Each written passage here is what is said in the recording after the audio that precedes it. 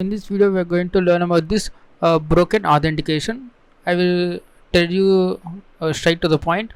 There is a weak authentication mechanism at the server side. So, what you can do is you can brute force the username and the password using the word list. And we have seen this using the intruder, but you can choose any tool you want. So, the purpose is you need to brute force these attacks for to bypass this or find the username and the password and use of the weak credentials. So if there are weak credentials, you can brute force these credentials also, and you can successfully log in as the user.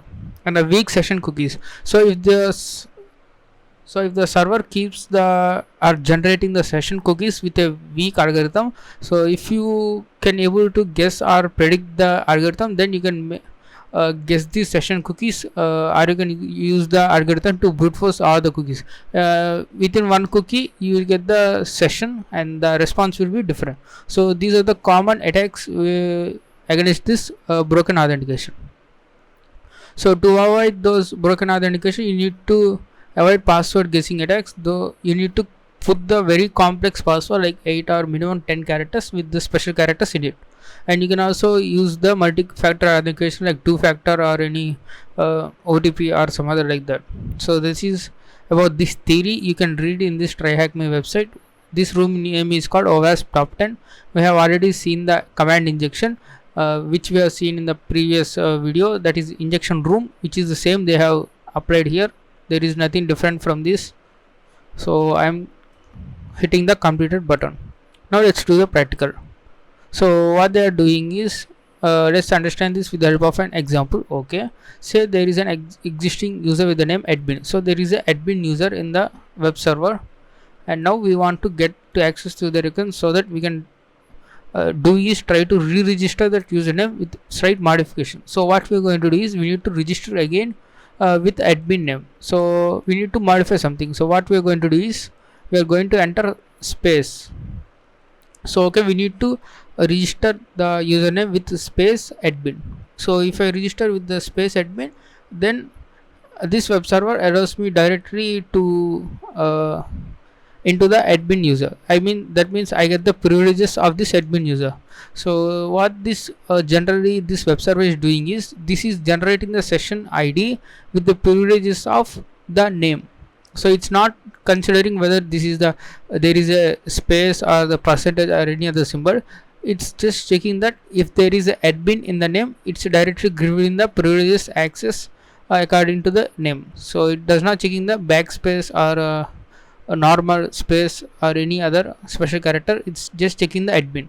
In the same way, what we can do is we can create the user space admin, and then we can log into this admin account, and I get the privileges of this actual admin account. So to see this in action, we need to go to this IP address. So this is the IP address I have already on this machine, and the port is 48.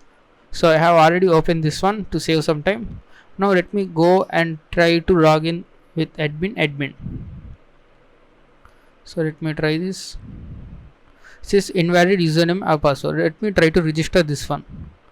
So before registering, I will set the intercept on in my burp. Let me say username Nikki, mail temp at the rate temp.com, and the password say Nikhil69. So let me click on this register. Now we get the request. Now what we can do is we need to modify some changes, and let's say what they are going to ask is what is the flag that we found in the Darren's account. So what is this Darren? So try to register username Darren. You see that user already exists, so then we need to put the space at the starting of this Darren name. So let me change this Nikki to Darren. Let me put the space and Darren. Okay, now I think everything is fine. This is my email address and this is my password, Nikhil69. So let me forward this and forward this one. So I think we have successfully created the user Darren. Now let me log into this. I don't know whether I need to put the space or not. Okay, let's try with normal Darren. Now I am going to say Nikhil 69. I think I type with the password correctly. Sorry. Can we paste this value? No, I don't think so. I can paste this value. So I had type with the Nikhil 69. So let me sign in this. So invalid username. So you need to say space Darren and then NIKHIR 69. Let me sign this now. So we need to put the space after this Darren in the username also. So now we got some hash value. So we need, that is the flag we need to submit to their TryAcme website. Question. Let me refresh this so that you can see this in the HTTP request. So let me Ctrl U this one and let me copy this one. Copy and paste it in here. So we got the Darren's flag. So here the concept is the backend of this web server is just checking the name only. It does not checking any values or spaces in that. So it's directly checking the name and just giving the privileges based on this name. So what is the flag that you found in the Arthur's account? So we need to do the Arthur also. Let me log out this one.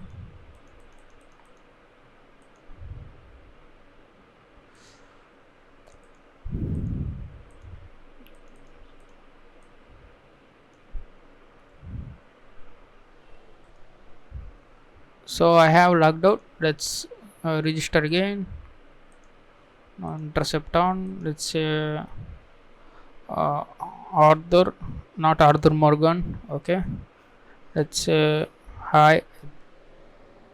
hi@hi.com and it's a password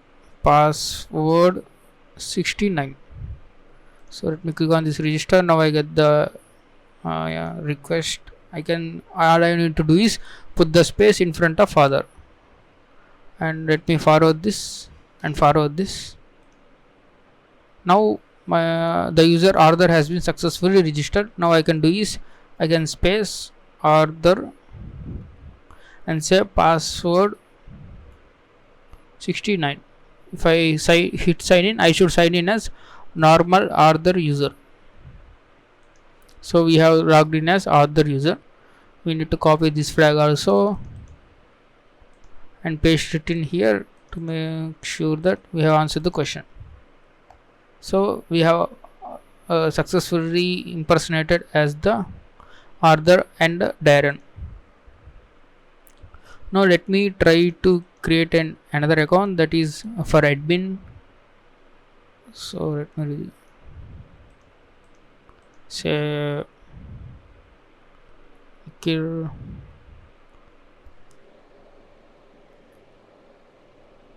So now I am giving the same password 69. So now click on this register. Now instead of Nikhil, I am going to create the user space admin. So let me turn this intercept on. It will automatically forward. Now the space admin account has been created. Let me try to log in. Space admin and say password 69. So let me capture this and show you the actual password I am entering. So I am entering the password 69. I can turn this intercept off, or I can just click the forward and now logged in as a admin. So this admin user does not have the flags. It's just saying you need to log in with specific account to able to find the flag. So you can also impersonate the admin account as well.